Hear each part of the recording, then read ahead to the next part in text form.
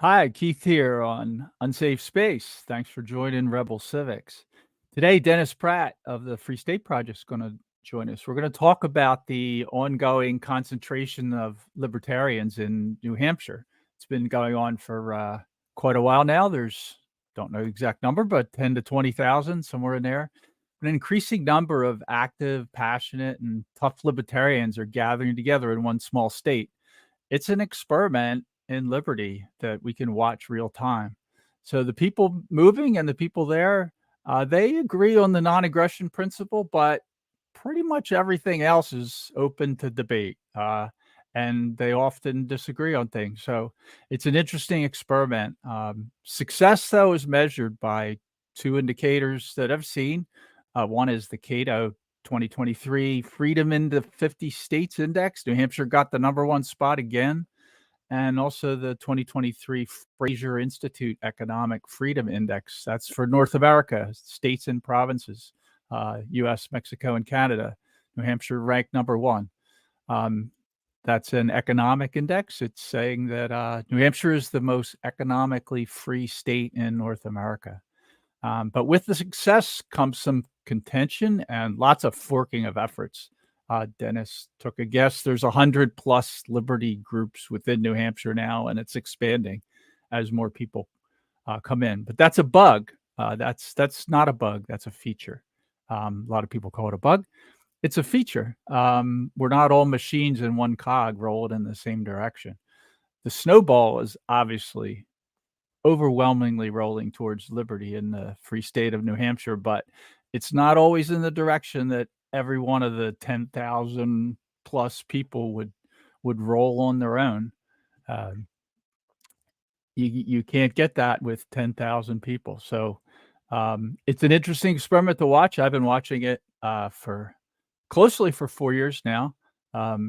This year was my third trip to PorcFest, and me and my girlfriend spent a month touring New Hampshire, different areas. We've now been to all the regions and learning about the Free State. So Dennis is going to tell us about some of the successes and some of the contentions and what's going on in New Hampshire. So welcome, Dennis. Thank you very much, Keith. Thank you for inviting me on. So I thought the best thing to start is for people that aren't familiar or just heard of it or maybe didn't hear of it at all. Could you give your elevator pitch for what the Free State Project is? Sure. Well, libertarianism is this beautiful, beautiful idea that we can actually get along without threatening violence on each other. That, if we each respect each other's self-ownership, and that goes down to not just one's body, but associations and labor and leisure, and what you do with your own property. That if we just did that part, we could decrease the amount of violence in the world and live peacefully with each other, even though we're different. We're humans are quite different. We're not the same cogs. So that's that. There's this beautiful idea, and people will glimpse it, and very few people will embrace it. We call those few people libertarians. The question becomes, how do you actually implement it? How can we get that liberty society? And there's a number of different strategies. I've outlined 7 different major strategies that people have tried to move us towards that liberty society, and almost all have failed over decades and decades of trying. And I've been this is my 5th decade now of trying to work on liberty. But by far the most successful strategy has been something called the Free State Project, and it's in the category of strategies called concentration strategy. And what this strategy is, it's distinct, for example, from appeasement strategy or from concentration strategy or conversion strategy or camouflage strategy. Those are all other strategies that have been tried and failed over and over and over again. But what this strategy does is it says, okay, look, conversion is really hard. Most non-libertarians grew up and were indoctrinated heavily into believing in authoritarianism. And they just don't have the equipment, the ability, the interest, the curiosity, the desire to change all their paradigms. And so what we're going to do is we're going to take those few people and we're going to concentrate them all together. The people who really do want freedom, those are the people who want freedom. The people who don't want freedom, they don't want freedom. So we just accept those as facts. Of course, we're always open to people changing sides, but the people who do want freedom, they should concentrate in one small area, one small state, and we've chosen New Hampshire, and there create a society based on freedom, based on respect for the individual, respect for self-ownership, respect for property rights, and non-initiation of violence. So we're now, the Free State Project has been going on now for about 21 years. We've made tremendous gains, and we're just starting. Yes, we're the number one state in the United States, and probably the number one in the world for freedom. But that's not, we're not saying, oh yeah, that's it. We're heading towards a liberty society. We're heading towards a libertarian homeland. And so we are very ambitious. We have lots of ideas. Lots of people are doing a lot of different things. And we're on a trajectory that we're very excited about. We need more help. We need more libertarians to come and be here. But we know where we're going. Yeah, the changes are obvious, and even like you said, I brought up the Cato Index and the Fraser Institute. There's a bunch of states that are moving in the freedom direction, but New Hampshire is doing it faster. Doesn't appear that even some of the other ones. Florida's number 2, which has made some pretty significant strides in the 7 years I've lived. I live in Florida. We're number 2, but I can tell the difference between Florida and New Hampshire. I've spent I know in the last 3 years, I've spent roughly 3 months in New Hampshire, and I could. It's enough to be able to tell. So yeah, it's an interesting idea. My story is I recognize the same thing, but I didn't really understand it until I started going to PorcFest. And I met Dennis, and I went to a lot of talks, and some of the people that show up, people I never heard of before, who turned out to be my favorites. And people I had heard of that I saw there, Tom Woods, Scott Horton, Dave Smith. It's the kind of place where, I'm doing a talk on something and Gene Epstein comes up to me, the Soho forum host, and says, "Oh, I wish I saw your whole talk. That was great. What I saw was great, and get to chat with people like that. So it's a great place to meet, this huge liberty crowd. And the people that are there are from every walk of every aspect. 3,000 people at PorcFest, and yeah, I kind of do, from two guys in bow ties arguing some kind of intricate Murray Rothbard quote, and how does that really apply to this? And they're debating that. And like 50 feet away is 4 hippies playing guitar and smoking marijuana, and they're talking about Ludwig von Mises, while they're playing guitar and smoking a joint. Like that's the full range is there. You see the other one I'll often bring up, trying to describe it to people and encourage them to go and check out this like week-long, experiment. What do you call it? It's a test of a liberty society. Well, it's a simulation. We consider it kind of a simulation of a liberty society, kind of where we're moving towards. I ran PorcFest the last 3 years, and I co-ran it a 4th year before. I've been involved with it for 5 years. I'm now moved on from that. It takes a lot out of you to run the largest liberty festival in the world. But, a lot of my redesign of PorcFest was actually to recognize what was going on in the libertarian homeland. So, it's interesting. When you go to a normal festival, it's kind of a top-down thing where the producer, that would be I in this case of PorcFest, decides what the events are and who the speakers are and that type of thing. And that's just not how I redesigned PorcFest to be. And I redesigned it to be that the people who show up are the people who decide what types of activities there are, what type of speakers there are, what goes on the schedule, what doesn't go on the schedule. And so we quickly grew under this decentralized model from about 1,200 participants to close to 3,000, and from about 120 events to over 1,000 events. And that takes place over 6 days, and that just shows the power of this bottom up decentralized process. The trouble with bottom up decentralized process, it's messy. First of all, you can't describe it to people. So when people say, well, what's going to be at PorcFest? My answer would be, well, what are you going to put on at PorcFest? Because you're going to put something on, someone else is going to put something on. Keith, I know you had 3 talks or something this year. 6. I plan to do less next year. Yeah, I did 6. I found out that was too many. Yeah, I'm gonna. And we had 100 and I think it was 120 hubs of activity. So anyone could set up a hub of activity. Next year I'm going to PorcFest, but I'm just going to have a hub of activity around ethics during the day, and at night acoustic music, playing, just kind of jamming acoustic music. Really kind of, it's inspired by you, Keith, you and my wife playing together late night at PorcFest. But it's interesting because, Florida has made some gains, but those gains are made on a top-down basis. The head of Florida was changed, and so therefore the head imposed a whole bunch of changes to Florida. Now you change the head, and all of a sudden there's going to be all these other changes that, you may or may not like. So I think of that as being fairly unstable. What we're doing in New Hampshire is really totally different. We're changing the body.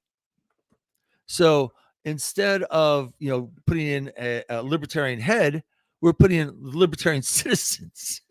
So now the head kind of arises, and what the laws are arising, and the removing of the laws are arising from the populace, as opposed to being imposed by the ruler.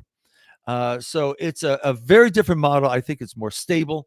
I think it's the right way to go. I mean, why impose freedom on people who want to be slaves?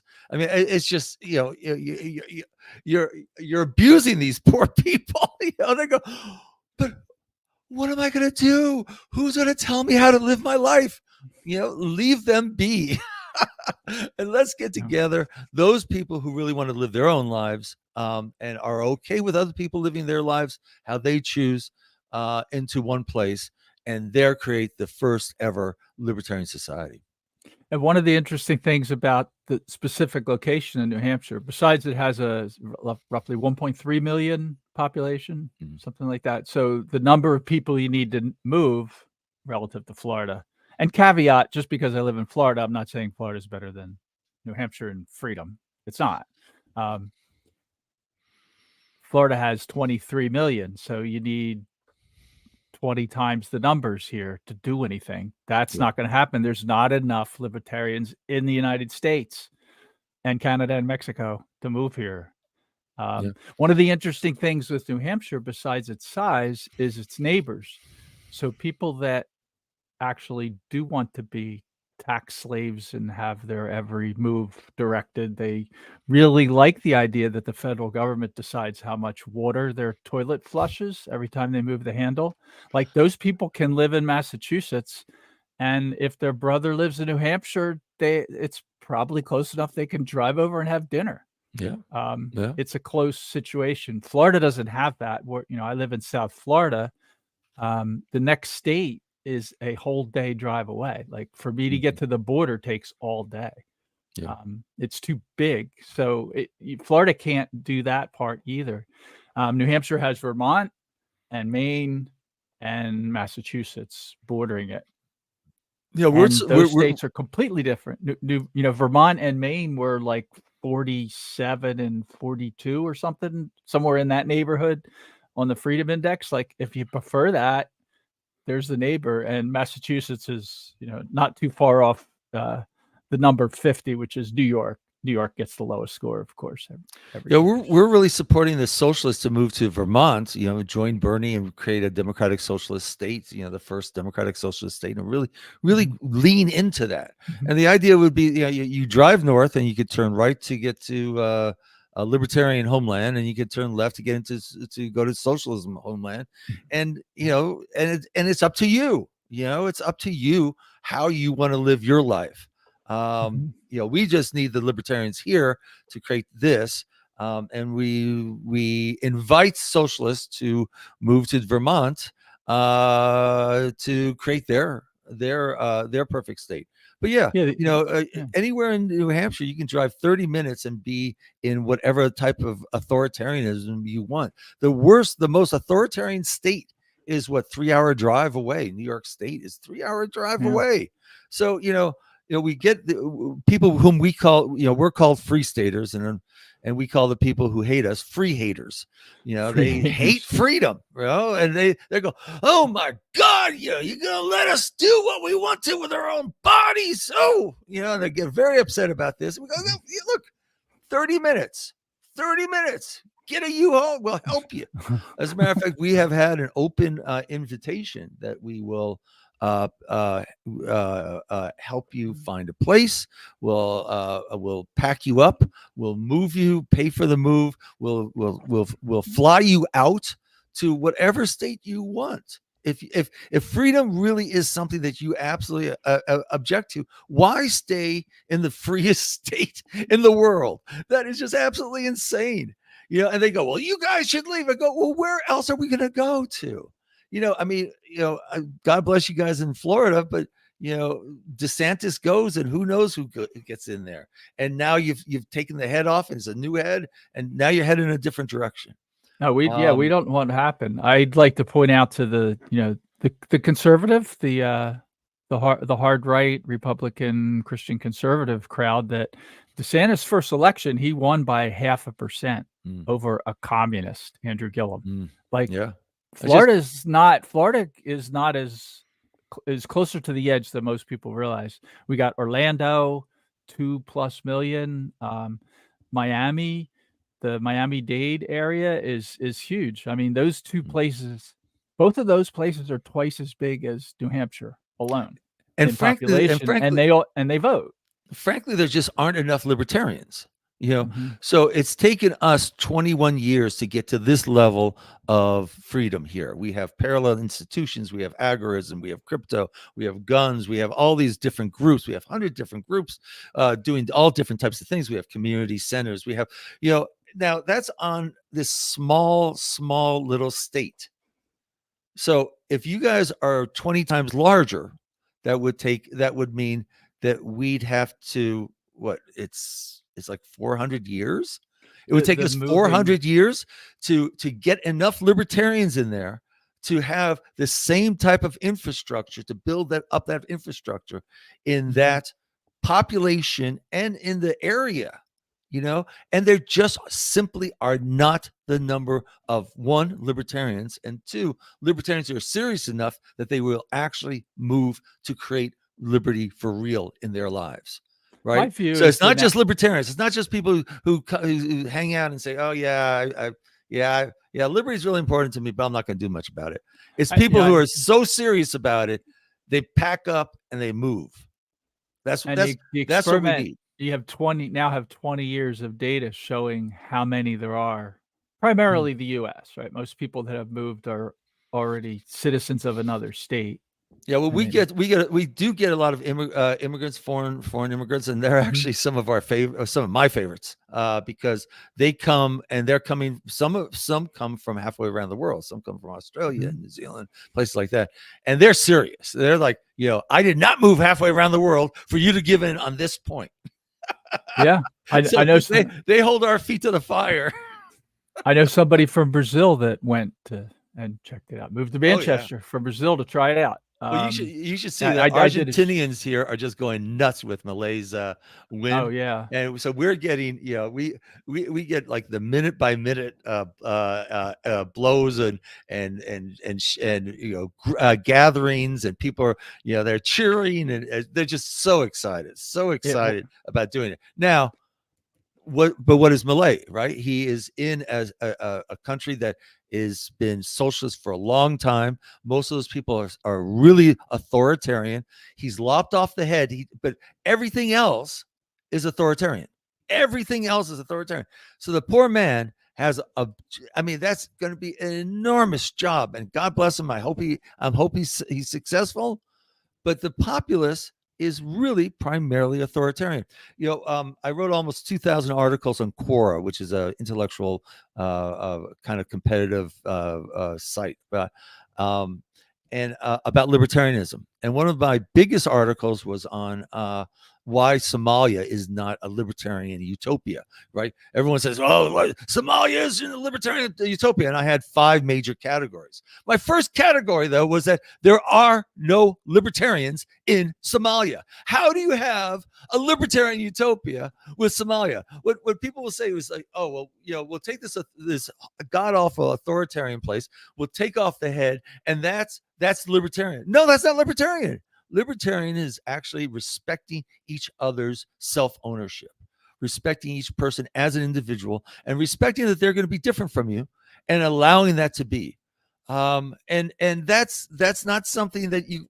It's really hard to train people that when they've been trained that the way that we get along is by using the government to threaten violence on other people to be just like you.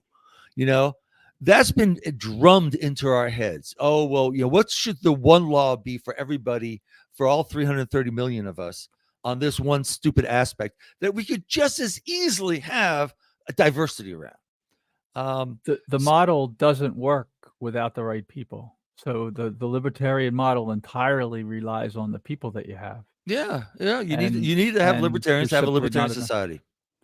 I see the National Libertarian Party. I've been watching that my whole life. It started a little before I was paying attention, but I was an early follower of that. 50 years and basically nothing. If Ron Paul can't get elected president and fix DC, then who are they waiting for? Who are we waiting for? It's not going to happen. So yeah, the New Hampshire Free State Project in Porkfest opened my eyes to that. Stopped me from thinking that Washington D.C. can be fixed. So I have a question here. I'm going to pop up that somebody asked in chat. This is Num is a fairly regular listener. He says, "Won't central government just move in and take over if it starts working?" How would you answer that, Dennis? Well, central government sounds like some sort of entity or something. Humans, we don't believe in that abstract concepts are entities. So we're talking about humans. The way that we're operating in New Hampshire is that we are bottom up, habitating this place, and then we're filling in the roles of government, and we're removing laws, and we're setting up parallel institutions. And so now, which are you saying that we would somehow turn into authoritarians? Or are you saying that external authoritarians will come here? Well, by central government, I'm interpreting Washington, D.C. So the United States has a central government.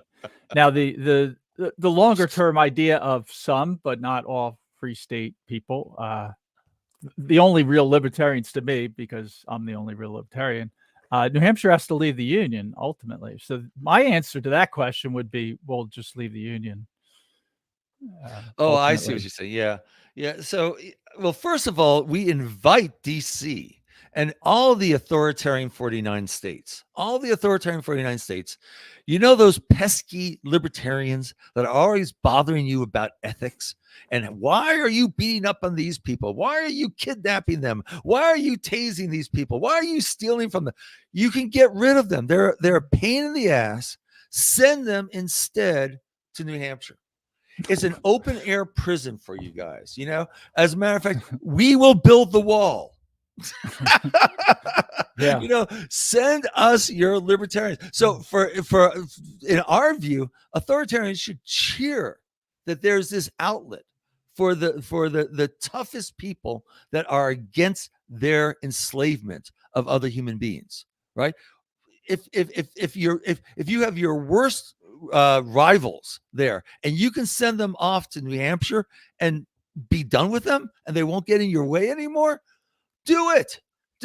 So anyway, that's my first answer. My second answer is, look, I don't know. I'm not that much of a collapsitarian, but I don't see where this is going. I watch the bickering and the fighting, and as government gets larger and larger, we're fighting over stupider and stupider things more and more intensely. And it's absolutely insane. I don't see a way of getting out of this except by separation. And I'm not talking about separation of the libertarians. We're a small little part of this, right? But separation of the Republicans and Democrats and the conservatives and the progressives and the people who love trans and the people who hate. We just need to separate. And it's such a peaceful way of getting out of all these battles that waste so much of our lives. I mean, we don't go around and say, "Oh, those French, they're doing X, Y, and Z, and we're gonna try to stop them by this vote." We allow the French to be French and the Belgium to be Belgium and the Angolans to be Angolans, and we might scratch our heads or shake our heads or kind of admire them, or we can do all those types of things if they're separate countries. So I see New Hampshire ultimately. There's going to be a breakup of the DC empire. We'll see more migration as more and more of these fake crises come through, and people start migrating to states that are better. What we're doing in New Hampshire, we're kind of ahead of the curve. But I see that happening in other states. And I see, I think Florida could spin off into a conservative authoritarian a union of some sort. Texas certainly might. I see California. I mean, they're all set to secede if Trump gets elected. I'm going, don't make me vote for Trump. Yeah. What are you doing? What are you doing, California? I mean, but wouldn't that be beautiful? California and Oregon, and at least the western part of Oregon and the western part. Yeah, I'm in favor of it all splitting off. I've done 3 different shows on California. So there's 2 different secession movements in California. I don't know if you saw my talk at PorcFest, but the one is the 21 or 22 coastal counties. Those are 3-1 Democrat voters. But the rest of California is not that. There's actually several different parts. There's a pretty hardcore conservative area, Jefferson, San Diego. There's the northeast corner, Jefferson, that those people now, it looks like they may end up part of the Greater Idaho Project. Greater Idaho, right? They don't want to leave the Union. They're conservative, but they're rural conservative. It's like Eastern Oregon. The Greater Oregon product splitting off from Western Oregon. Yeah. Western Oregon, it's really the Portland, Salem area. That's very similar to San Francisco Bay and Sacramento and LA and the voters there. Yeah. But an interesting trivia question is, which state had the most Trump voters in the last election? The most total Trump's voters? The most Trump voters in the last election. Which state? I would guess California, just because its population is so large. California had the most Trump voters. So to think that there isn't any Trump support in California, that's actually not right. It's more than any other state. So California is too big. It's the same question as New Hampshire, California is 40 million, 30 million, 40 million, something like that. I think it's 40 million. It looks like that's too big to be one state. Yeah, and I'm all for splitting up California. I mean, these megalomaniacs think that it has to be big and that they want to control more and more and more and more. Yeah. I mean, this is the problem with kings, right? They just had to have more and more territory, more and more slaves. It's just like, but for us, that just doesn't make any sense. We can have much more coherent, homogenous communities that are based on similar principles. There's a lot more social trust that we can have. So anyway, I think at some point they're going to counterfeit their way through the money supply. They're going to outdebt us. There's going to be a crumbling that's going to happen extremely faster than we expect. And we'll see the states kind of go, we're kind of done with DC. And we're gonna group with this group. It might be a regional group. It may be a group, that is not even contiguous. But there'll be different groupings. And New Hampshire, hopefully by then we have enough libertarians here, we can sneak out through the back door, and we can Just have the seeing what's first happening. ever separate libertarian country. That is what I think is actually a reasonable pathway to separation. We're not going to lead it. We're not going to lead it. Texas, they really want to lead it. God bless them. We support them. To California, yeah, I don't want to vote for Trump, but you're going to make me vote for Trump if you're really going to leave. But I mean, these megalomaniacs actually think, well, what we need to do is we need to take over DC so we can take over all these other countries, all these other states, and make Texas like California. Why do that? Why make Louisiana like California? Or why can't people just leave each other be? They're so narcissistic. Yeah, that's the goal. So yeah, I'm not. It's not enough to make me go vote for Trump. If the best that democracy has to offer is Trump versus Biden twice in a row, you're not going to get me to go vote. Like, I don't think it's worth saving. And that could easily happen. All right, I just want to end that topic by reading from he said, New Hampshire is working. DC, they send their own people. But if you allow it, they reassimilate. If you resist, they use force. Like he said, why not just secede now? So yeah, that kind of closes that out. I think that's overall the long-term answer to that question. Somebody else asked a question for you. I'm going to put it up here, and I'm reading it for people that are listening to the podcast audio version. Question for Dennis: how effective do you think Granite State Matters is or can be in fighting the Free State Project and libertarians in general? Granite State Matters is kind of a it's a union paid attack, and I think a lot of it had to come with the school unions, the teacher unions in New Hampshire. So they do get a lot of out of state money. They're kind of the core of the free haters. They do spend a lot of time coming down on us and talking about how terrible we are. And and people get very nervous. They go, well, people don't like libertarians. It's like, no, the free haters don't like freedom. They don't. It's not that they don't like us. I mean, what are we going to do to them? We're like friendly, UPU, that type of stuff. They just go, you're threatening our union salaries and our union pensions and our union dreams. And oh my God. Just blah, blah, blah, blah, blah, blah, blah. Move to Massachusetts. Shut up and move to Massachusetts. What are they doing? So in the authoritarian 49, libertarians are too few, too dispersed to actually matter at all. In New Hampshire, we actually have people protesting us in the street and writing hit pieces and sending out mailings against us, right?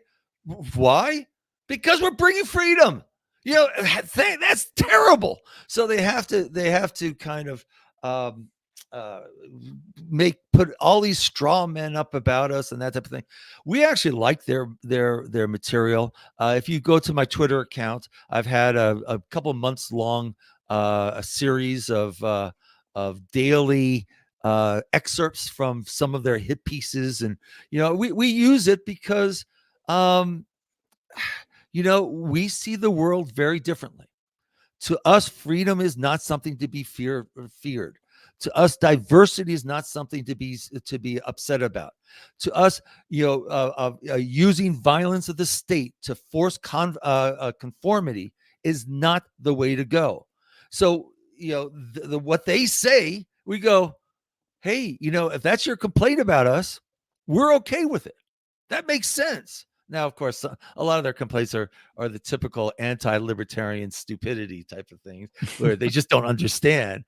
But, they've actually studied us enough that they kind of go, well, what they're trying to do is this. And we go, yeah, what we're trying to do is set humans free and to live their lives. And they go, well, do you know that means that Joe can do Y? And okay, yeah, Joe can do Y. We're not going to go in there with assault rifles and stop Joe from doing Y on his own property with his own body. Okay, how about that? the biggest thing that I've seen, and I'm observing it somewhat from the outside, but involved, the Granite State Matters, I think they're useful. They provide a talking point. They provide a mostly ludicrous, ridiculous, like you just go like, what the hell are you talking about? But it forces people to explain. So people have to respond to that, and they explain what liberty is. And like, the answer is they're not winning. I don't see Granite State Matters as winning anything. They often look ridiculous. They just show their authoritarian nature. Like, we don't like how you live, and we want to tell you what to do. That's basically what their story is. And in New Hampshire, there's a lot of people see right through that. Well, Easily. they have these talks that they'll gather talks, and they'll get the university, right? Some university professor who's into equality or some other type of woke type thing, and they'll go, "We're against hate groups," and they'll have like this talk, and they'll talk about Nazis and racists, and then they'll throw in the Free State Project just in the middle of it. It's like, wait a minute, whoa. Yeah, but where did that one come from? How do you even get that sequitur? Like right? It's smearing us with this type of thing, and all you Trump voters, like, and we go to those meetings, Mhm. and we'll talk up, and we'll say, hey, now they stop audience participation in part because we go to those meetings and we go, I'm a free stater. This is what we're doing. This is why we're doing it. And the Granite Staters are going, oh, yeah, that's kind of our values too, huh? Yeah, Now, I mean, the woman who's the head of Granite State Matters is she's a carpetbagger from Massachusetts. I don't know who paid her way up here, and her name's Karen, of course. Karen. I mean, what's her name? Karen. But or his name, is it her? It's a her, right? Karen. But then they've been doing Zoom calls because they don't want to do in-person calls anymore because we show up. So then they do Zoom calls, and then so what we do is we play what's it called, progressive bingo. And so we have parties at our community centers with bingo cards on what names they're going to call us, what straw men they're going to bring up. And so we're all like sitting there listening, and then they'll say something ridiculous and go, ah! You win the bingo.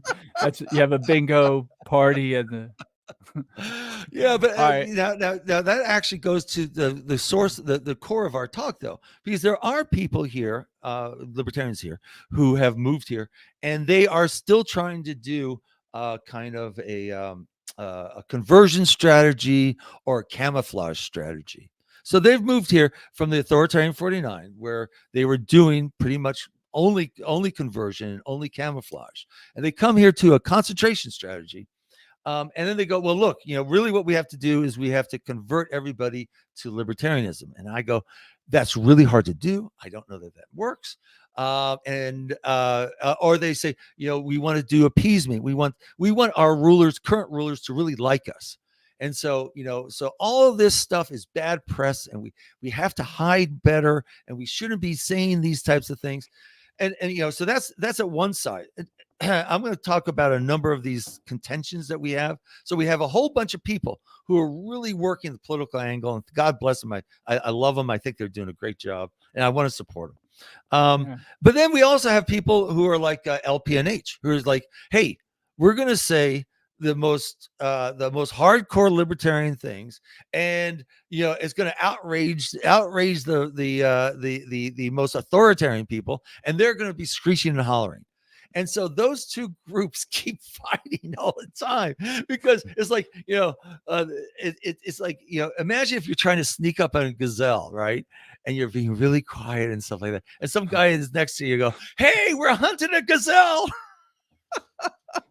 And so I understand, scare the gazelle. I understand kind of the let's stay quiet. We don't want it to disturb the things, and we don't want anyone to, and they get really upset when the letters come out against us, and the postcards come out, and the signs come out, and the millions of dollars were spent the last election cycle against us, the marchers and people standing in the corners and, save our schools and all that type of thing. And, but I also see the other side. We had, last year, we had 3 major battles between those 2 different groups. And they had to do with the town of Croydon in New Hampshire. Some Free Staters were there. They were doing their normal thing and being part of the thing of the local government. And one of the guys got up and he said, "Hey, look, right now we send people from our district to private schools, and they cost substantially less than sending them to the government schools. Why are we increasing the school budget by the same amount percentage every single year when it's still way overpriced?" And so he did some calculations, he did some demonstrations, and he basically said, "Look, the most expensive private school we can send them to would be $9,000.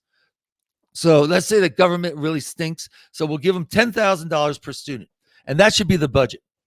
And everyone at the meeting, normally the people go to the meetings and they just raise their hands.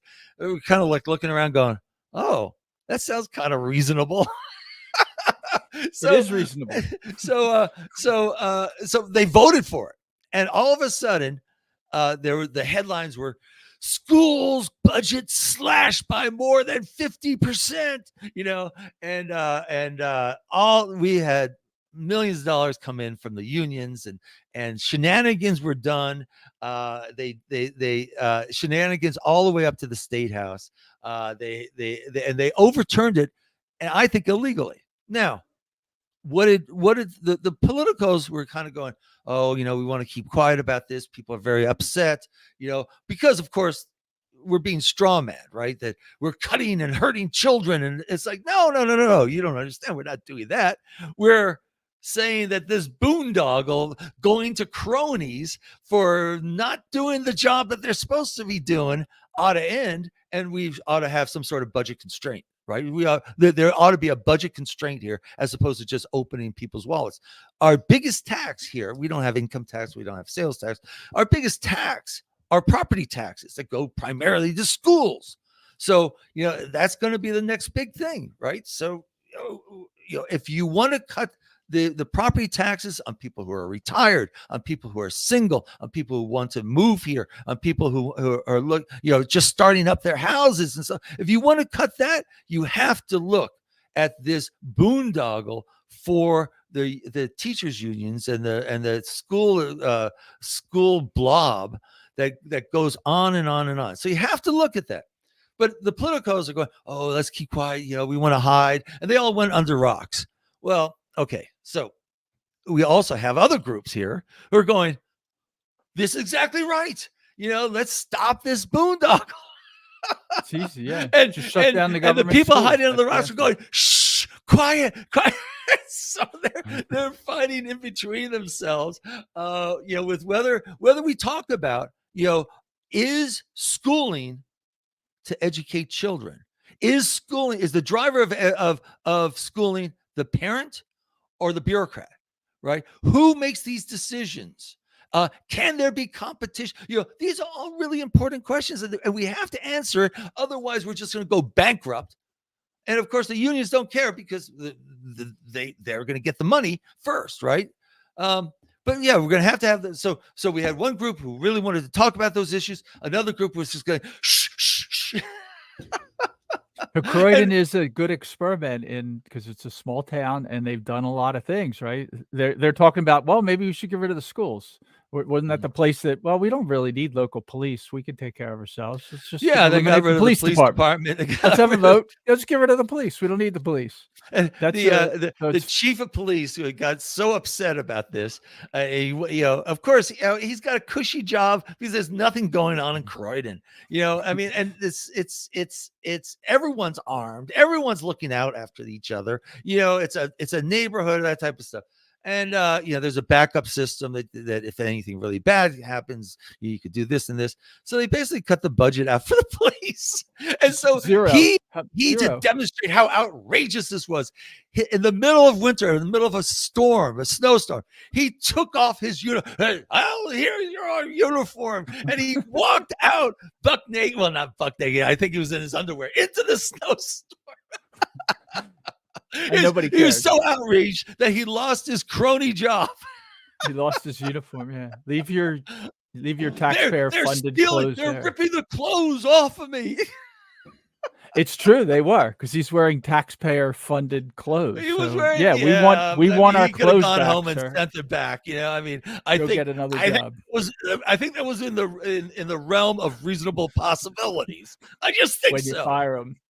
If you fire somebody in uniform, they can wear their clothes home. And but later. So we had. But it's a good experiment. These little things that pit these different groups that are trying different strategies within the Free State, kind of against each other, and they're going, "Oh well, you're doing this, and that's kind of messing up my strategy here." So I'm going to run through a couple of things here in comments. So thanks everybody. There's a lot going on, Dennis, here in comments. So this question I'm just going to ask Daniel Keene. Good to see you here. How do you eliminate the people who are not ideologically in line with libertarians in libertarian regions? I'm just going to answer that. We actually talked about that for a while. You just start creating a free state, and the people who are not in line, they voluntarily leave.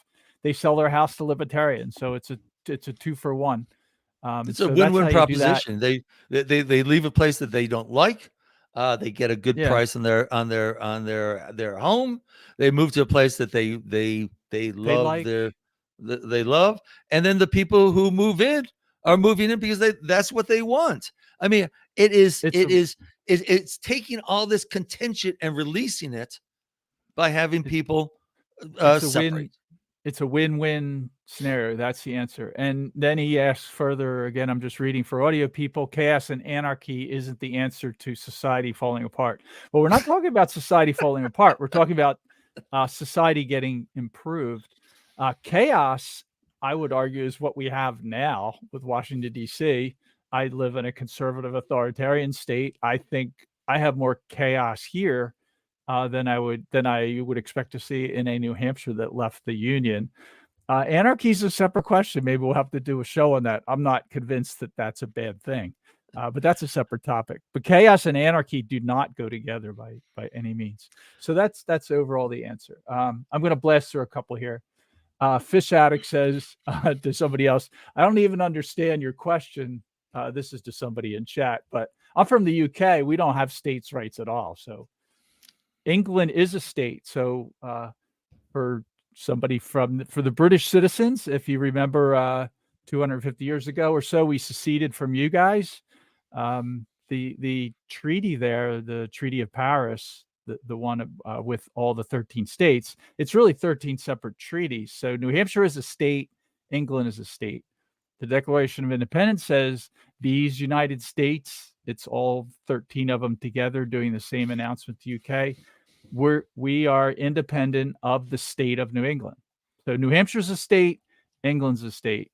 So yeah, England doesn't have states. England is one state. So the whole argument that we're talking about here doesn't apply directly. The way that applies to England, though, directly, absolutely directly, is England just did exactly what we're talking about. England just left the EU. Brexit was a vote to secede from the EU. So England just did what we're talking about here. So we're talking about New Hampshire leaving the union that New Hampshire's in. England just left the union that England was in. It's the same thing, same question. Another one here. This one I definitely have to show. Thank you to Hugh Thomas for $15. Thanks for supporting our channel. And it's for a book, which is fun. I'm not familiar with the book. Trust Your Atoms. A completely falsifiable theory of liberty. I'm intrigued. Have you heard of this book? No. Okay. I'll get that book and we'll talk about it later, but I don't know enough to talk about it. So, and again, thank you for the super chat. We should do book reviews on things like that. That'd be fun. Yeah. Maybe that's what we'll do with it. And I'll have a Rebel Civics book club when we read it. But Yeah, I'll take the $15. Let me see. I may listen to the Audible one, which will be cheaper, and then we'll use the 15 to help support the channel. But either way, I will read the book. Thank you. I got to put. We have a policy here: when somebody gives us money, we read their quote. So Hugh again gives us $10. Says there will never be a mass movement to libertarianism until the philosophy makes sense, until it can be demonstrated in physical reality. Read Trust Your Atom. Um, I will read it, but let's talk about demonstrating in reality. Since he asked, um, Dennis, let's just pop up some reality here. Um, the did I just freeze? Can you still hear me? No. Oh yeah, you have frozen though. Oh wait, no. So I'm still moving, and your head, unless you're being But I can very, hear very you. stoical, Well, what I was, I can hear you yeah, too. I'm not that stoical. So what I wanted to talk about was kind of answer this question. He said there'll never be a mass movement until the philosophy makes sense. The Cato Freedom Index shows that the philosophy makes sense, right? I mean, that's Oops, I think we lost him there. So I'll go ahead and talk a little bit to that point. Um, the philosophy of libertarianism is actually it's something that is debated here quite a bit. We have different people who take different stabs at the philosophy, and as a matter of fact, that's one of the things that that where we're divisive on is what kind of are these fundamental parts. I come from a very ethical perspective, one of self ownership, that if you deny self-ownership, that's a performative contradiction. Therefore, you cannot deny self-ownership. And once you give me self-ownership, I can derive all of libertarianism, or at least the parts that are ethical. Um, and so that's from where I come, but that's a small part. You know, we definitely have utilitarians, we have pragmatists here, we have people who conflate libertarianism with other values and things like that. So you know, it's an interesting mix. I mean, I think it's one of the things for me is I kind of, I think Keith, you and I are kind of in that old school live and let live brand of libertarianism that was more in the 70s and 80s. And that's from where we come. So I actually fit. I accept all these different groups, and I'm always surprised by how much they don't accept each other. So we have some conservative groups. You know, people who they aren't conservative in the political sense, but they're conservative in the lifestyle sense. You know, that they focus on family, they focus on professional development, they focus on quiet and thoughtful and that type of thing. And then we have people who are much more liberal, and we have people who have quite distinct views. And these two groups don't necessarily get together in the Free State. Now they do vote. I mean, you put a libertarian in front of either of these two groups, who, a libertarian who's running, not as a Libertarian Party now, but a libertarian who's running as either a Republican or a Democrat.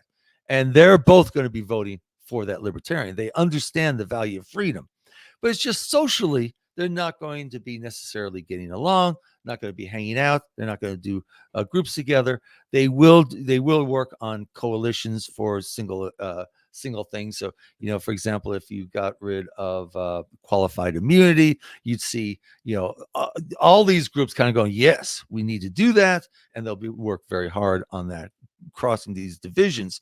But then, the division of, hey, whom am I going to hang out with at Thanksgiving? You're going to see this type of separation. And we have lots and lots of those types of groups here. And so they are, it's kind of libertarianism plus how do I want to live. So at the base level, we're not going to threaten violence on each other, but we are going to have the 1,000 Liechtensteins, that Hoppe talks about. We're going to have 1,000 different groups that are happening here, And you kind of pick where and with whom you live by the type of lifestyle that you really want. We have Christian groups here. We have atheist groups here. We have stoical groups, who really work and focus and practice on virtue. We have libertine groups who, stoical would say these people are really out of control, and I don't really actually like hanging around with them. And the libertine groups are going, hey, you guys have got to loosen up. It's party. That type of thing. But we have, people who really want to work within the system, and they want to get their picture taken with the governor and stuff like that. And other people, they want direct action, and they want to be demonstrating in front of the governor's house and yelling and screaming. We have people who are really into community and want to actually live with people. And we have people who are isolated. They want their family on a farm. They want a lot of self-sufficiency. They want some agorism with nearby neighbors, but they basically want to be left alone. They're not the extroverts, and it's so funny. I run an inn here. And every once in a while, we hold Free State Project events there off and on. And every once in a while, there will be somebody who comes, and they moved here 8 years ago. Nobody knows, and it's like, oh, yeah, we moved here. We've been doing this. We've been doing that. We moved here for the freedom. We vote. But we're not all that involved. We're doing this. And they're doing other things within the community, which is totally fine. We have big changes, big differences in child rearing, how people want to raise their children. Definitely around the whole conservative liberal battle about what is it, drag queen story hour. It blew up in Pork Fest. It blows up, and it blows up here all the time. And you have some families that go, "Oh, stop being so silly. It's just some guy dressed up in a dress," and other people going, "This is a Marxist trick. This is they're coming at it from backwards, and they're gonna subvert the entire program, and they're ruining our children." And the number of differences. And I think one of the big things here, Keith, is when you bump into a libertarian in the authoritarian 49, you are so surprised. You're like, oh my God, somebody who actually agrees with me on 98% of the things that I hold the most dear. Oh my God. And you're hugging and kissing and so excited. And then you sit down and you talk and you talk and you talk. And it's like the best night of your life. And and it just feels so good. Well, here in the Free State, every day we have multiple events going on. Scores of events. Some of them are on the calendar. You can go to fsp.org and look at the calendar, and you'll see, we have things that are scheduled for the public every day. But it's not just that. All these different groups will have their own little events going on. And, if you're associated with that group, you'll find out about it. You can get invited to those different events. The single issue types of things. They're having meetings and meetups. None of those things show up, but they're such an active part of our lives. If you're a homesteader or a farmer, you're going to be having different groups around, pigs. Or chicken, or whatever the heck it is that's really important to you. We have a whole food freedom network that's working with the homesteaders and the suppliers, and trying to open up new avenues for trade, and ending the big agro control over our food supply. And so there's just so much going on all the time that when we bump into a libertarian, it's like, oh, hi, how you doing? It's not a surprise. It's not a surprise. We expect that type of thing. And so it's the tyranny of small differences, right? Where we start going, okay, yeah, of course we agree on 98%, but what about that 2%? That 2%, let's make that into a big deal. And I, having lived in authoritarian states almost all my life, I'm going, what a blessing this is. Yeah, you talked a little bit about how we're number one on this scale and number one on that scale and number one on this.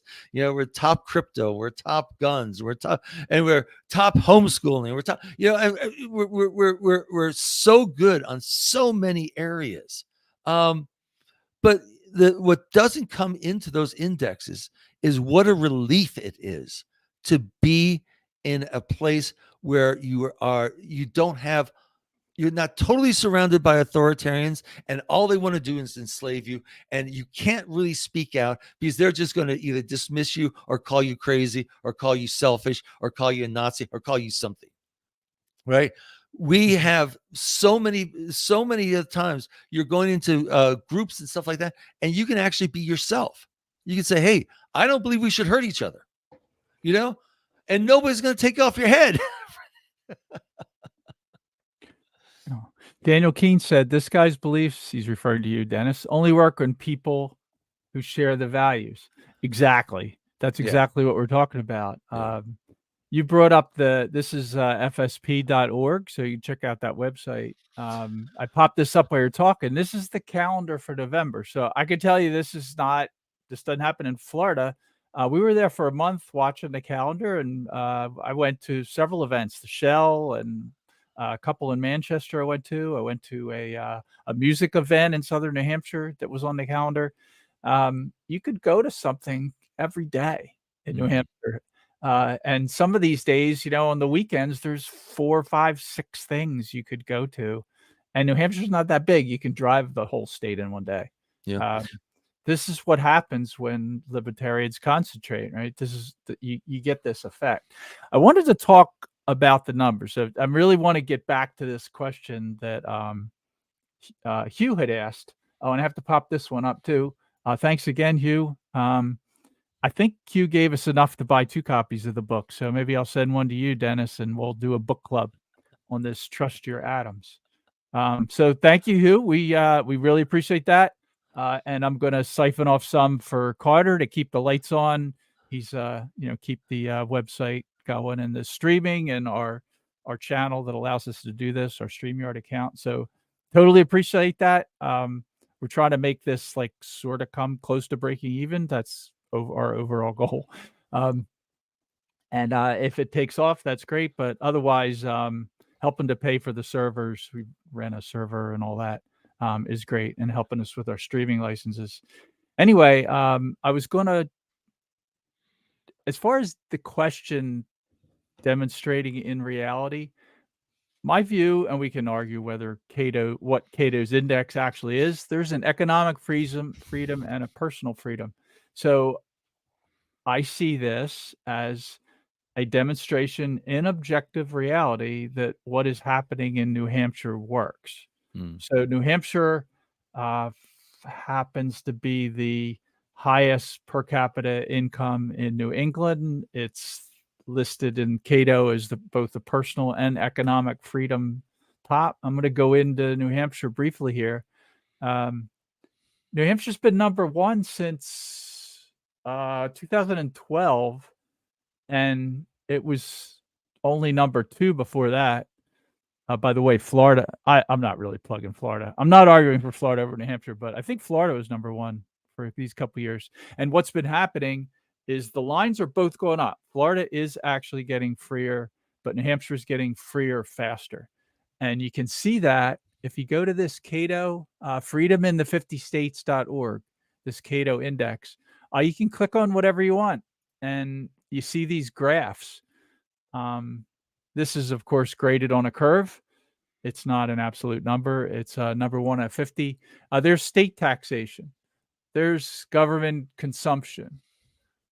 Local taxation, though, is interesting. This is what Dennis was talking about earlier, right? Yeah, and that's driven by the school, by the unions, right? By the teachers' unions. Now we've done a lot to actually improve it, so you can see where it starts to improve. And what we're doing is we're paying, I think, now $4,500 for people to take their child and go to the school of their choice. Hmm. And it's education freedom accounts or something like that. And the more that we can do that, so that there are more competitors, that parents have greater choice, that they can actually match their unique child to the type of education that they really want, you'll see us being Hmm. able to wrest some of that money back So I'd like to from see New the Hampshire state. do something with that one and Yep. improve it. And I also want to point out that New Hampshire does not have sales tax and does not have income tax. Mm. So what you're seeing, that local tax, you're seeing, I suspect some of that effect too. Government employment, that's pretty good. There's not that many people work for the government. Government debt, there's a nice upslope here. Look what's happening there. Uh, Cash assets. Now this is a fun one. Cato and I only want to talk. I'm not going to go into Cato much, but I followed Cato for many years and Reason magazine subscriber since Nick Gillespie was chief editor in the 90s, whatever that was. In And Cato? I no Reason magazine. Oh, I'm reason. lumping them together as the Beltway Libertarians. So it's interesting here. The Cato index, cash and security assets. Um, my question on this is, what does Cato actually mean here? I think it's good that the government doesn't have any money. I'm fine. I think this hitting 50 would actually be good. That the New Hampshire government has the lowest cash and security assets of all 50 states.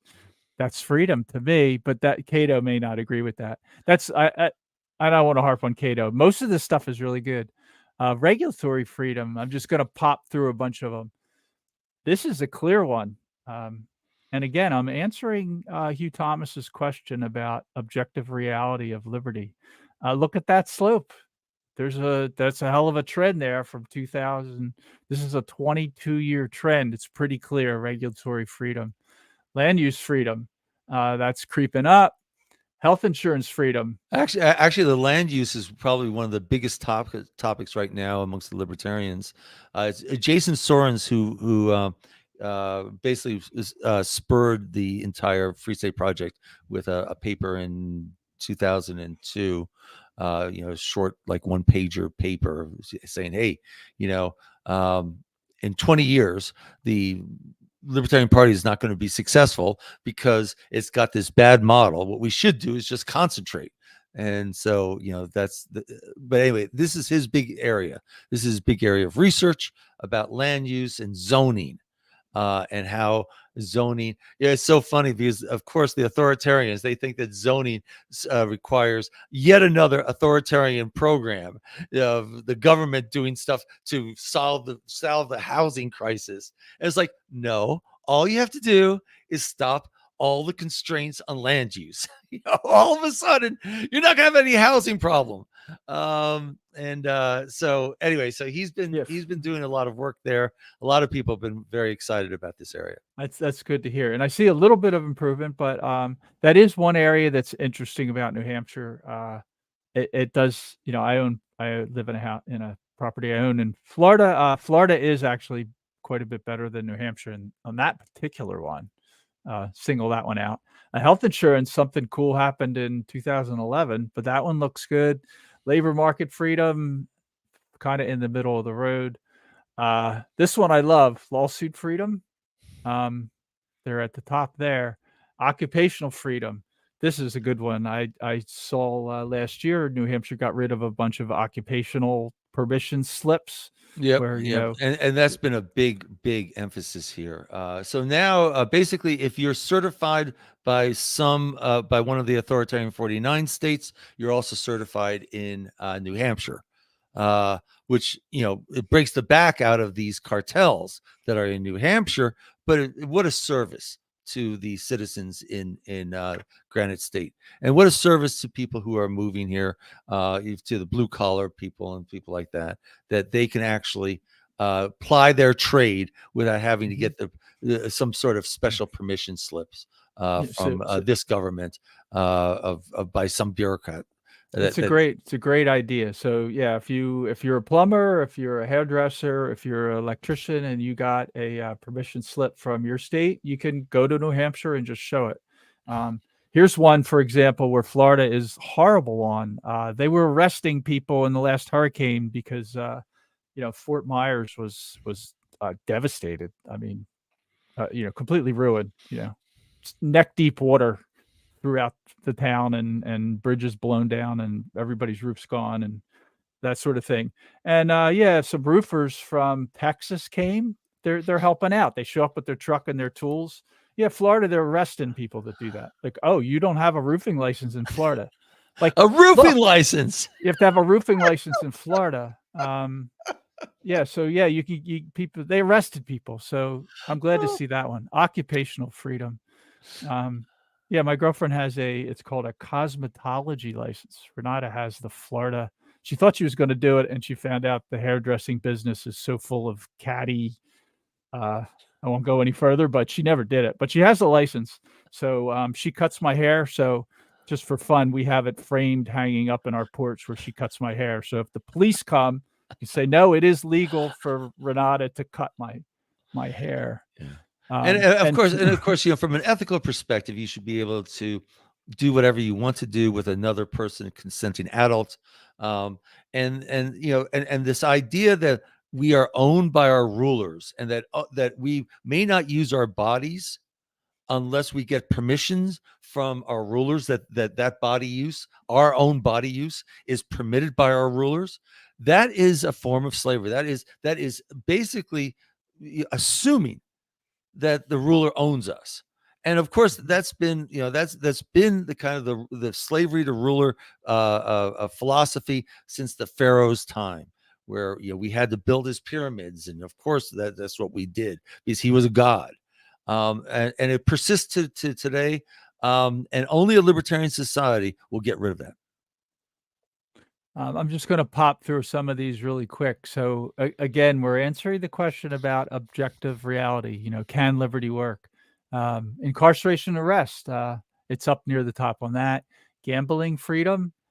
That's an interesting one. I have a friend who really wants to work on that, and he keeps on talking about doing it. And I'm going, will you stop talking about doing it, Jeff? I'm talking to you. If you're hearing me, I'm talking to you, son, and just start doing it. And he was like, well, blah, blah, blah, blah, blah. Excuses. No, you moved here. This is an area that you think that he's actually saying that he thinks that land use is more important. So that's kind of where he's spending his time. But I think gambling would be a great boon. And again, it's your property, it's your body. Why would you not be able to do that? Mm-hmm. Gun rights. New Hampshire's at the top of that. This is a good one if you want to do just pick out one topic. New Hampshire doesn't have gun laws, pretty much. We don't even have laws on machine guns. So the only thing is the state. The only thing is the federal ones. The DC has laws on it. But here's the thing, right? Last year we passed a law that said that the state police will not assist the federal police in upholding gun laws. That's like, right? That's what every state should do. So I mean, we have machine gun shoots and things like that here. Our gun rights group is very, very adamant, very, very, very strong, very powerful. I'm surprised that we're number 2. I'll have to look into that. Because last year we made a big deal because there had been some sort of fish and game law that you could not ride a snowmobile with a rifle. Oh, and so we had we'd gotten rid of all these laws, and of course, there's all these laws and all these different groups, and we found this one law that had the snowmobile thing. And we go, damn. There is one. There is one. So we had to go ahead and pass one law just to get rid of that stupid law. That's pretty funny. So I don't know what they're measuring there that we don't have. It's I didn't know about that one, and I don't know if I should tell you, but I think I have a cousin who has violated that. Well, he's now but is it gone now? He's now forgiven. Yeah. Okay, good. Tobacco freedom. It's marriage freedom. Are you allowed to marry people? That's an interesting one. Educational freedom. This one's a huge one. I noticed this one. Yeah. And this One, has I really guess been it's the work two, of one or two. a number of really good hard workers. They're coming out of the Marshall Fritz group. Do you remember Marshall Fritz? No, what's that? Um, yeah, he ran a group. I think it was called Separation of what was it? School and State. So, but anyway, Marshall Fritz was one of those icons from the 70s and 80s. But this is actually the culmination of a lot of his work. Kate Baker is the person who's been doing it here and doing a great job. Then, yeah, cannabis and saliva freedom. I don't know what saliva freedom is, but Saliva. alcohol. I think it's That's sativa. no, it's saliva. Is it It's saliva? cannabis. It's cannabis and saliva. I don't know if that's you're free to spit where you want, or because does New Hampshire not? I don't remember if they have spittoons in all the bars. Like Yeah. Idaho, maybe Yeah. can beat them on that. I Well, don't know what that one is. yeah, and Texas. hold on to this one for just a second because this is something that will just drive free staters crazy. So, okay, freedom is you owning your body to do with it as you choose. Now, what might you choose to do? Well, there's an infinite number of things that you can choose. What might the ruler decide that they're gonna tell you that you can't do?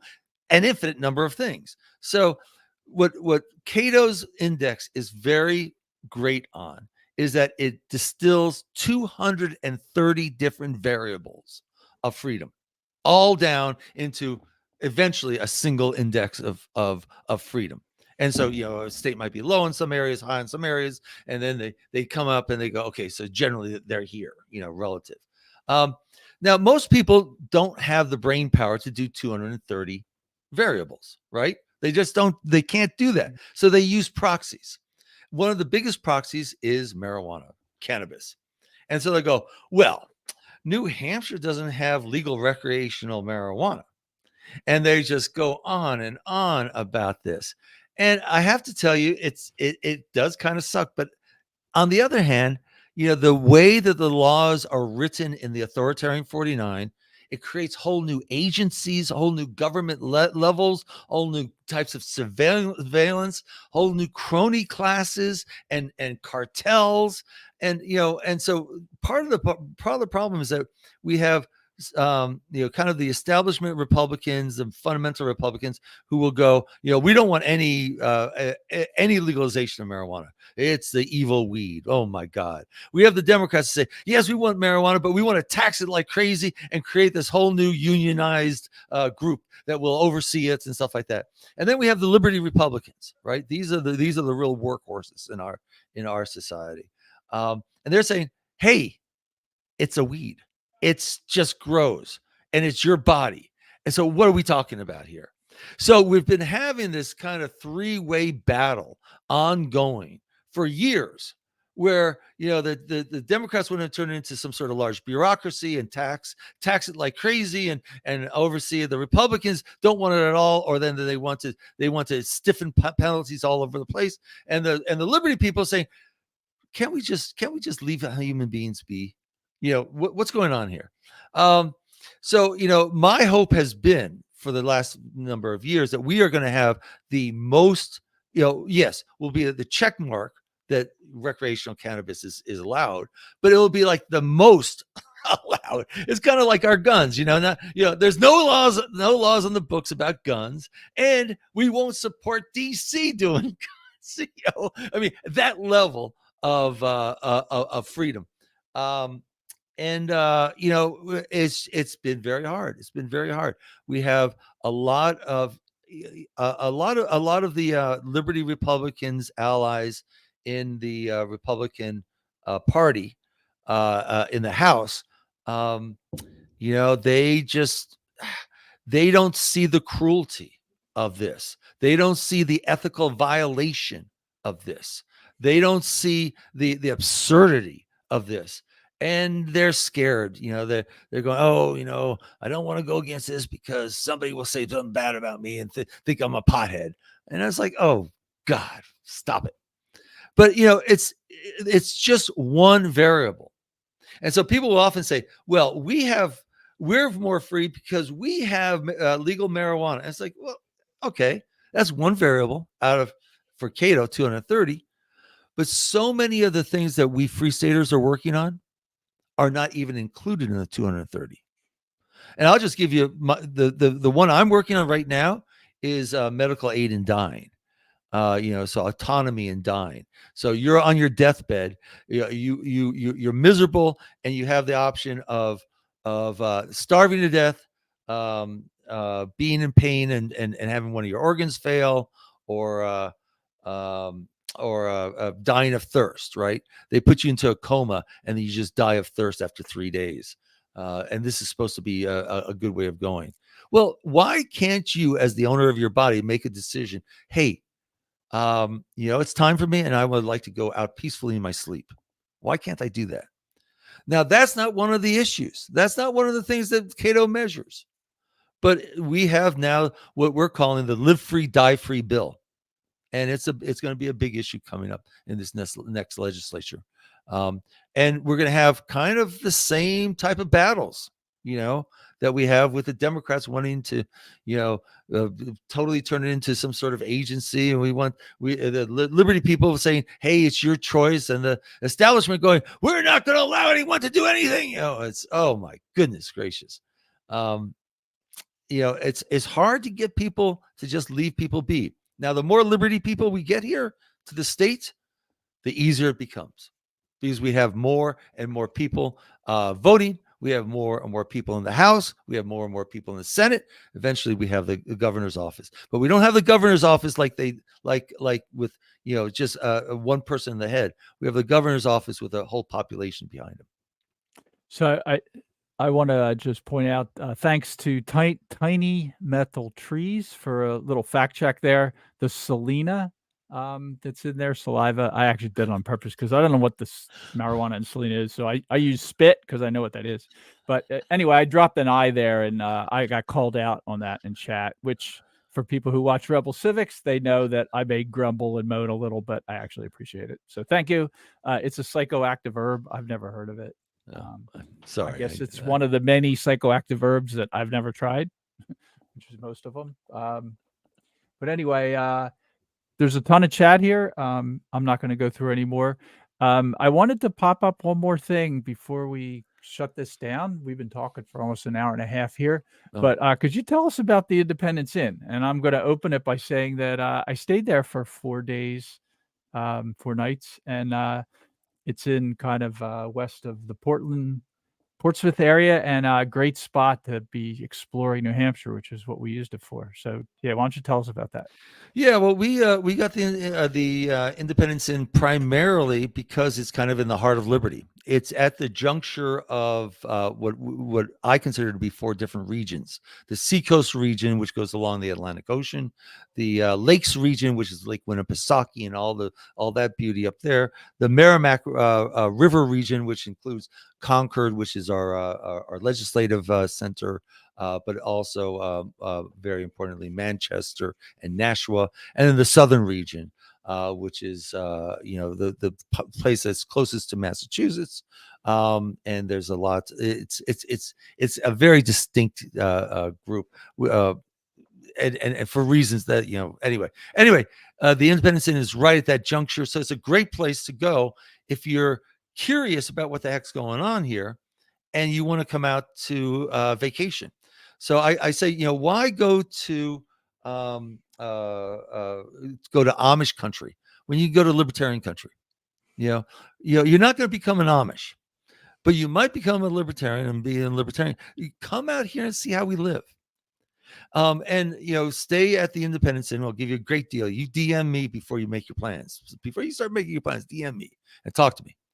But we'll give you a great deal. And then from there, you can take self-directed tours. Stay a week, take self-directed tours, north, south, east, west, go to all the different regions, and then use the public calendar and join in on those activities. Go to a shoot, go to a homesteading meeting, go to a crypto meetup, Go to a homeschooling talk. And then from there, you're going to get invited to other little activities. Go visit. We have so many community centers. You could visit a community center every single day and just visit them and see what they're doing and talk to them. And by the end of the week, by the end of your what I call a porcupine vacation, you will have such a good idea of what it is that we're doing, and you will have part of the feel that we have here. Because I'm telling you, yeah, we're nerds. We're nerds, and we like to have numbers, and we like to go look at all the different variables and all that type of stuff. But you'll actually have a feel of all the different groups that are here. You'll have a feel for, maybe I can fit in here, or maybe I can fit in there. Let me tell you, there are so many groups here that you can easily fit into these different groups. Into some of them. When I first got here, I was all gangbusters, and I was like, I'm going to get into this, and I'm going to do this and this and this. Well, I kind of failed at the first 3 groups I tried to join. All 3 groups were like, kind of, Dennis, we're not going to be doing that. Now, eventually, I found my group, and I was able to actually create like very large things and really powerful things and very exciting stuff. But it's there's so much choice here. So much choice here for liberty activities, and you don't have to be political. You don't have to do crypto. You don't have to do guns. You don't have to do homeschooling. You don't have to do alternative schooling. You don't have to do any of these different things to enjoy living in liberty here. But I think that there's going to be stuff here that you're going to really like. And so I invite people, especially if you're like kind of going, oh, this can't be true. Great. Come out, take a week. New Hampshire's beautiful. We have lakes, we have rivers, we have ocean, we have mountains. You can do all of that type of stuff. You can go to cute little villages and hang out and that type of stuff. But, you actually have a different reason to come here. You have a larger reason to come here. So come out, stay with us. Our restaurant is going gangbusters. We have 2 Free Staters from Israel who are the chefs there, and they have, one of the downfalls of being in New England, especially New Hampshire, is that some of the restaurants are not as flavorful as where we come from. I came from Chicago and Boston and New York City, so it's not as flavorful, but ours is. so you can eat there and enjoy that. But I'll tell you, when you come out here and you're going to meet with all these different groups, you'll be going out to dinner with them, and you'll be seeing all different parts of this beautiful state and what it is that we're doing. Now, we're not complete. We're just starting, but we have done so much, and we're so excited, and we need so many of you.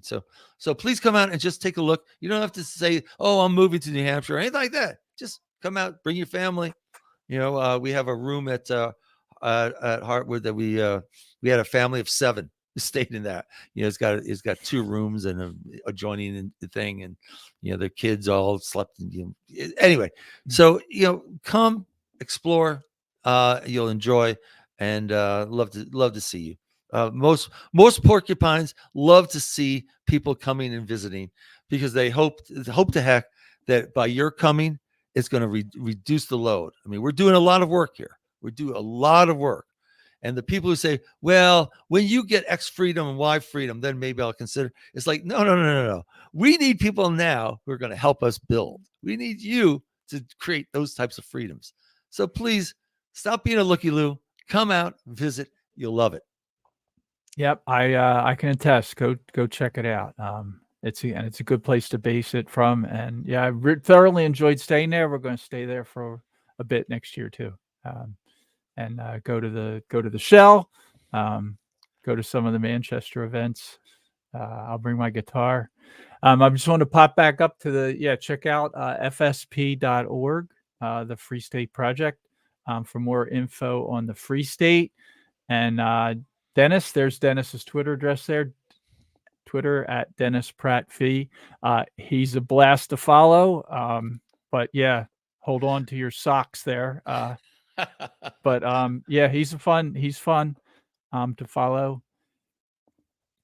Any other, you want to do any other closing words? So yeah, the contention, we didn't talk too much about that, but again, it's a feature of 10,000 libertarians all pushing the snowball. There are people who are passionate about it, or they want to move. They want to pick the state that is the freest one in the U.S. and it's moving rapidly freer. And they all have thoughts about it, from people who think that the most important libertarian thing there is that I can walk around nude anywhere I want, to people who believe that everyone should wear a bow tie to dinner. But how do you, the way you deal with that is people kind of divide up and you just let people do their own thing. Yeah. And And, it's and what I'm always doing is I'm urging these groups, please go out and reach out to people who are similar to what the types of people you want. Build it up. The Free State Project, it's really just like 5 people on a board and 1 employee. That's what the Free State Project is, the actual thing. So out of thousands and thousands of people, we have 6 or 7 people who are doing the Free State Project. Their only job is to advertise, keep the website up, advertise to other groups. We need more of the Free Staters to say, hey, this is a great place for Christian libertarians, right? I can't do that messaging for them because I'm not a Christian libertarian, right? But we have great groups here that are Christian libertarian groups, and I think that they should be reaching out more. I think I think LPNH is reaching out more to the paleo group, and they're doing a great job, but they're not going to reach out to the more pragmatic group. That's not they. And so we have all these different groups here, and I think they should each independently be going out and outreaching. I'm reaching out to the old school libertarian, ethical libertarian, live and let live. Respect each other and each other's self-ownership. Do not initiate violence and resist the initiation of violence. So that's I hope that that's where we're going to be going. I know that it's hard for people to imagine, especially hard for authoritarians to understand that we're not one monolith, that we are actually this bottom up, decentralized, many different groups doing many different things, and sometimes conflicting. And I think we ought to be having more conversations about how we can do things that don't conflict. But but that's not going to be that I'm going to turn into an X type of libertarian. I've been at this 43 years. I kind of know what type of libertarian I am. And I'm one of those hyper tolerant, live very live and let live. We all have beauty inside of us, and that needs to be expressed in the world without some sort of oppressive government telling us that we cannot express that. So that's kind of my school, and I would love, if you're in that school, please come out and visit. We need more people like that. But we actually just need more liberty people. just more liberty people, and they are moving every day. Yeah. Our team of Selena, it's a closing one. He said he's responding to you, really. That's much better than having politicians make solutions that we all have to follow forever. That's the point. It's we're all going to get together. Libertarians want to get together and take over and leave you alone. Basically, that's it. That's the plan. And if you don't like it, you can leave, and we'll help you. We'll be nice, and we'll help you leave. And Well, heck, if you you don't go to like the place where you like.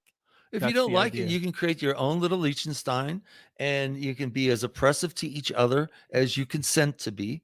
And that's none of my business. I might shake my head and go, "Why would you do that?" But so many of these people think, "Well, no, I have to be able to control other human beings, and I will not be happy. I am not free unless I can restrict your freedom." And it's like, oh my gosh, Vermont is half an hour west. Massachusetts half an hour south. Maine is half an hour north. You have Canada, which oh my goodness, you can slip right over to Canada, and they'll abuse you like crazy. Trudeau's in there, and if you really want abuse, we got New York State 3 hours away. So please, it's not like you don't have options. We libertarians don't have options. We really don't. There are a bunch of conservative authoritarian states that only look good because we're so scared of progressive authoritarianism. But as soon as the conservative authoritarians get the upper hand, we're going to be scared of them as well. We need one place that actually rests on freedom, rests on liberty, rests on you making your decisions for your own body, as long as you allow other people to do the same for their body. And that's the bottom line. So I think thanks everybody for joining, and thanks Dennis. That was interesting. I had no idea where this show was going to go, actually, and that was very interesting. And thanks to everybody that joined and commented. So we'll see you next time. And as a teaser, next week looks like we're going to be doing a show on Argentina and Malay with Scott Scheller. With Scott, who happens to know a lot about that. And he has a father-in-law who's a PhD academic Austrian economist in Austria, Austrian economist in Argentina. And he knows Malay, and he knows a lot about what's going on there. And so does Scott. So, that'll be a fun show. And we'll see you next week on Rebel Civics.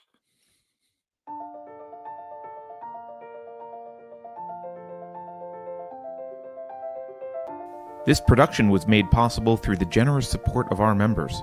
To join our community, visit unsafespace.com.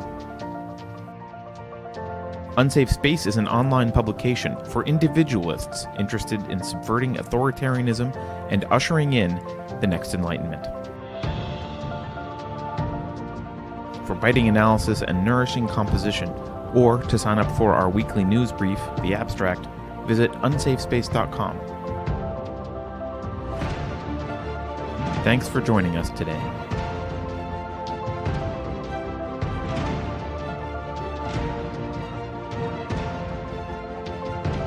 Warning. This is an unsafe space. Dangerous ideas have been detected. The content of this production has not been authorized for distribution on Apple devices. The following co-conspirators are hereby uninvited to Klaus Schwab's Winter Solstice Party. Please be advised that CBS News has paused activity on Unsafe Space while it continues to assess security. Central bank digital currency is a safe and secure way to protect you from Sam Bankman-Fried. If you think about it, no one should be allowed to express opinions. But don't. Think about it, I mean. That's not your job.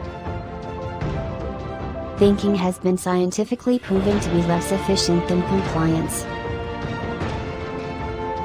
Science, scientific, and scientifically are registered trademarks of the World Economic Forum. Unauthorized use is prohibited. Computer voice courtesy. Never mind, that last line is misinformation. Please disregard it and return to your safe space immediately. There will be cake.